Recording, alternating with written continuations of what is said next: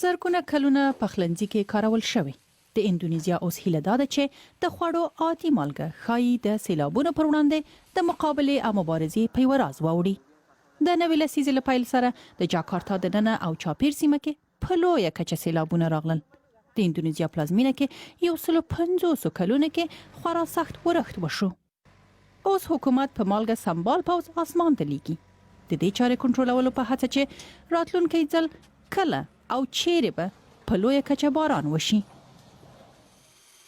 دا بهیر وریځو کې د تخم شیندلو په نامه یادېږي. کله چې مالګه الوتکه کې باریږي، پوځیان هسکو توپانو وریځو ته ورالوځي او هلته مالګه خوشي کوي. د مالګې دانې وریځو کې لندبل ورجذبوي او څاڅکي ترې جوړوي. کله چې دا څاڅکي سره غونډېږي، درنېږي او بر اسمان کې نشي پاتې کېدلی. نظریه دا ده چې باران داسې مهال وورېږي چې وریځې لا د سمندر د پاسه وي. له هغه راهیسې چې عملیات مو پیل شوي توانېدلي وو چې د اورښت ډېروالی له 10 تر 40 سلنې کم کړو. دا د لا نورو سیلابونو مخنیوي کې ډېر ښه شمېر دی. کله چې اسمان کې د اورښت کومې نښې ولیدل شي، کاري ډله سملاسي لاس په کاریږي. داسې حالت کې چې حکومت قانع دی وریځو کې تخم شیندنه د هوا حالت نرمولو تر ټولو ښه لاره ده، نور یې د چاپیریال اوږدمهاله اغېزو په اړه اندېښمن دي.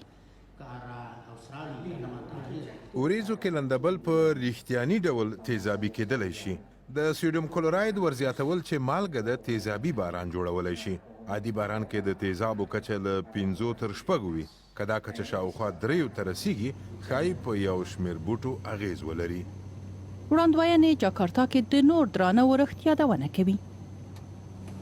داسې حال کې چې د دې خبرې ډاډمنول به یو څه وخت ونیسي چې دا بهیر یو رښتینی اغېز لري که څنګه حکومت مخ پر وړاندې تګ ټینګار کوي او هیله لري وریځو کې تخم شیندنه به د خلکو ژوند او مېنو خوندیتابه کې یو بریالیتوب وي.